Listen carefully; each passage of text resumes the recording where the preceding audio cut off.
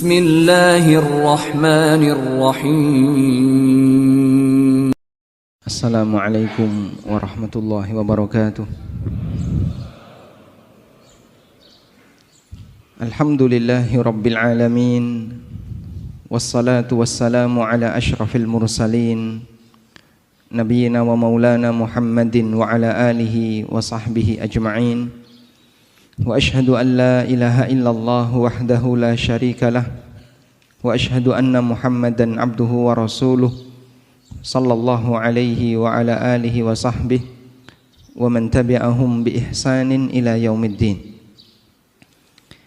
Allahumma bika asbahna wa bika amsayna wa bika nahya wa bika namut wa ilaikan nusyur. Alhamdulillah, puji syukur kita haturkan kehadirat Allah Azza wa Jal. Dialah zat yang berikan kita kemudahan untuk bisa beribadah di pagi ini, dan kita lanjutkan dengan kajian bersama. Semoga Allah Subhanahu wa taala memberikan limpahan rahmat bagi kita semuanya, sehingga kita meninggalkan majelis ini dalam kondisi dosa-dosa kita diampuni oleh Allah Subhanahu wa taala. Allah ingatkan dalam Al-Qur'an di surat Al-Anfal yang menunjukkan bagaimana kasih sayang yang besar yang diberikan oleh Allah kepada para hambanya. Allah berfirman, wa huwal ladzi yatawaffakum bil laili wa ya'lamu ma jarahtum bin nahar thumma yab'atsukum fihi liyuqda ajalum musamma. Dialah zat yang mewafatkan kalian di malam hari. Wa ya'lamu ma jarahtum bin nahar, dan dia mengetahui apa yang akan kalian perbuat di siang hari. Thumma yab'atsukum fihi liyuqda ajalun musamma. Kemudian Allah bangunkan kalian di hari itu, liyuqda ajalun musamma, untuk diputuskan sampai batas waktu tertentu, untuk diwafatkan, dimatikan sampai batas waktu tertentu. Allah Subhanahu wa taala mengingatkan ini berkaitan dengan konteks orang musyrikin. Ketika orang kafir itu tidur, Allah tahu si kafir ini besok pagi ketika dibangunkan kembali Allah, ketika besok pagi dia dibangkitkan kembali oleh Allah dalam posisi dia bangun tidur, dia akan berbuat kekufuran. Allah tahu ketika Allah wafatkan orang ini, ketika Allah tidurkan orang ini di malam hari, orang ini ketika besok pagi bangun, dia akan berbuat kesyirikan. Tapi Allah Subhanahu wa taala tetap membangunkan dia. Allah berikan dia kesempatan untuk hidup. Allah kembalikan arwahnya dan dia bangun. Padahal dia akan berbuat kafir, dia akan berbuat kesyirikan. Liyuqda ajalun musamma, untuk dia habiskan masa hidupnya sampai batas waktu tertentu. Sebagaimana halnya orang kafir, kita juga mengalami kondisi yang sama. Di malam hari kita tidur, dan setiap hamba yang tidur hakikatnya nyawanya ditahan oleh Allah Subhanahu wa taala. Ditahan sesaat. Lalu ketika hamba ini bangun tidur, Allah kembalikan nyawa itu ke jasadnya sehingga dia bisa bangun. Maka Nabi SAW ketika bangun tidur, beliau membaca doa, alhamdulillahilladzi ahyana ba'dama amatana. Segala puji bagi zat yang menghidupkan kami ba'dama amatana, setelah dia mematikan kami, mematikan di waktu tidur. Dan pada saat kita tidur, Allah tahu besok pagi kita akan maksiat, tapi Allah izinkan kita hidup, sehingga dialah zat yang maha kasih sayang kepada hambanya.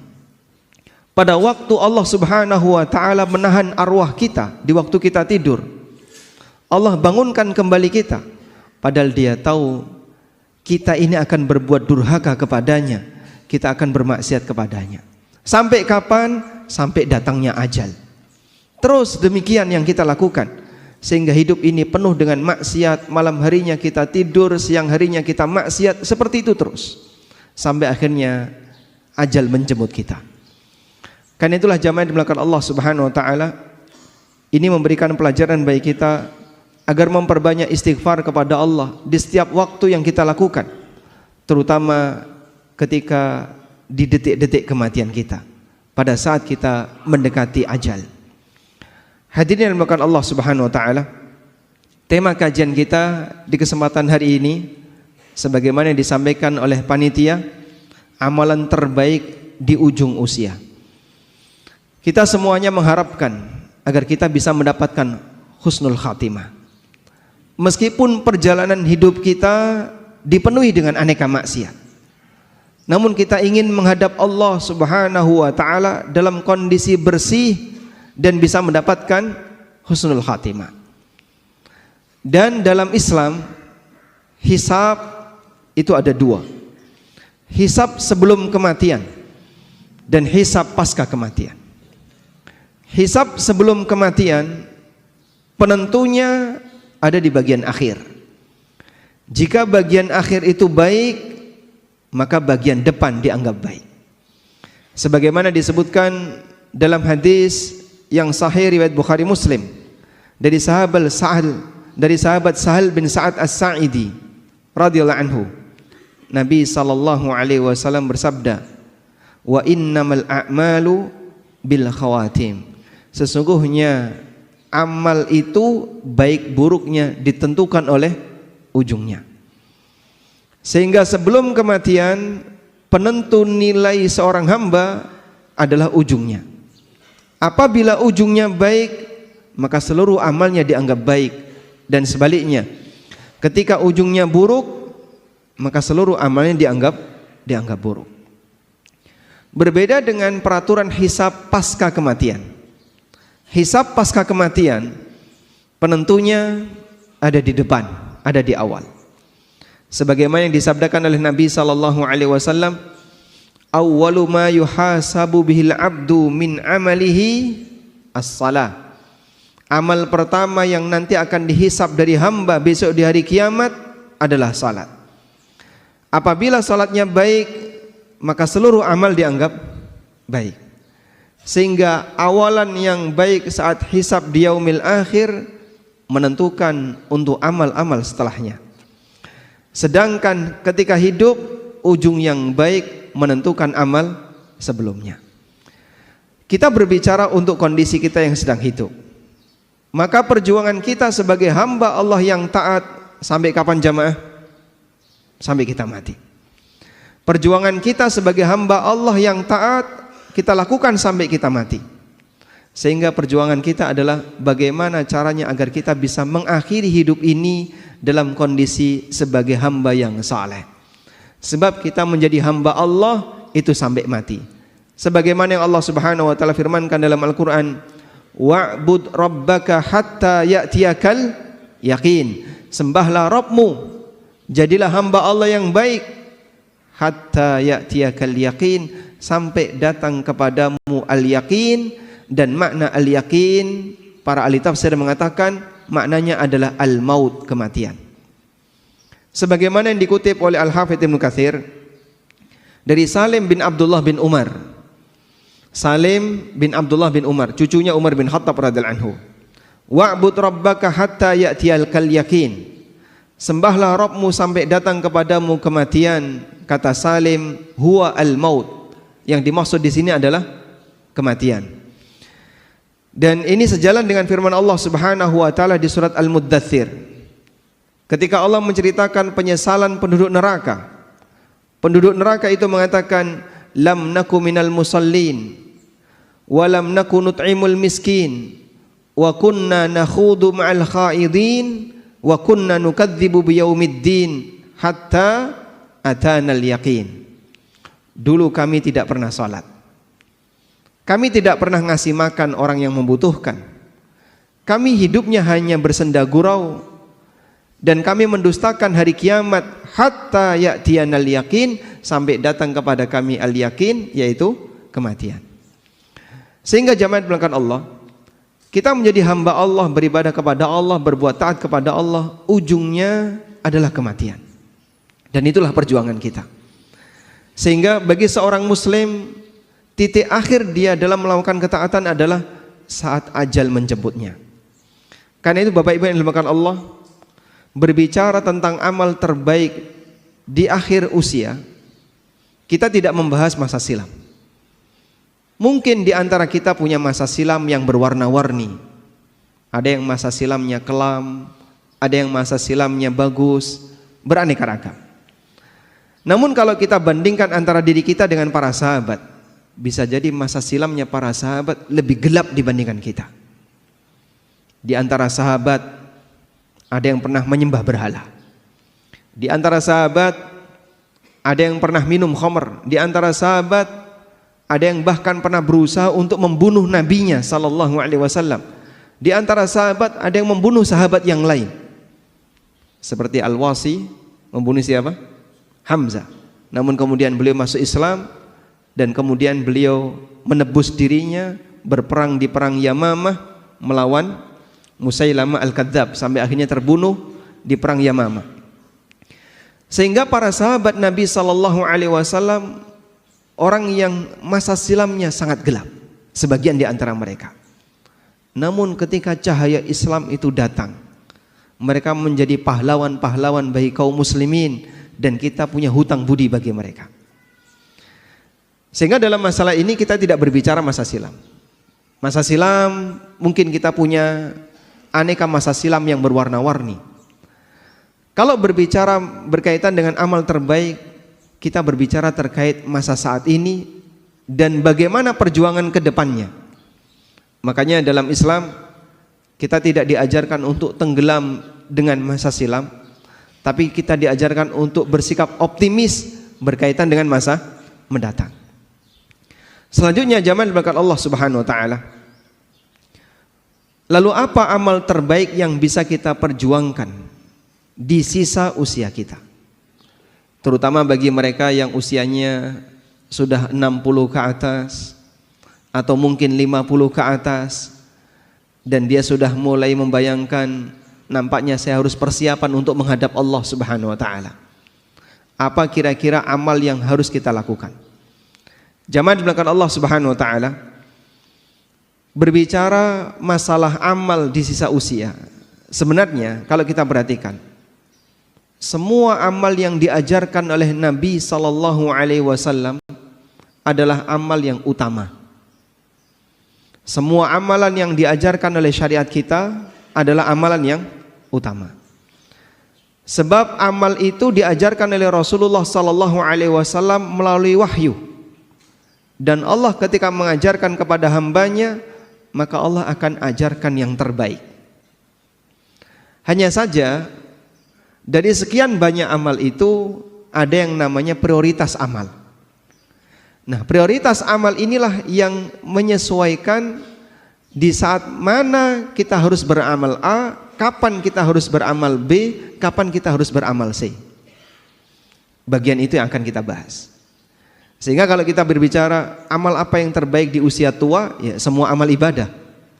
Tapi kalau bicara prioritas apa yang harus kita dahulukan ketika kita sudah berada di usia senja, bagian itu yang akan kita bahas. Karena Nabi sallallahu alaihi wasallam di samping beliau mengajarkan amal secara umum, beliau juga mengajarkan prioritas dalam beramal. Sebab tahu prioritas itu bagian dari fikih seorang hamba. Suatu ketika Abdullah bin Abbas sedang menyampaikan kajian, dan waktu itu sedang terjadi ketegangan antara Ali bin Abi Thalib dengan orang Khawarij. Maka beliau berceramah di hadapan masyarakat dalam posisi negara dalam situasi genting.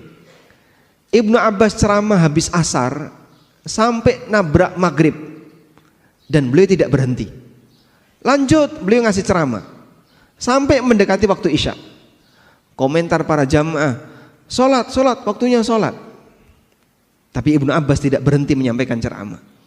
Karena negara dalam situasi genting, masyarakat butuh pencerahan yang lebih, sehingga Ibnu Abbas ngasih ceramah panjang.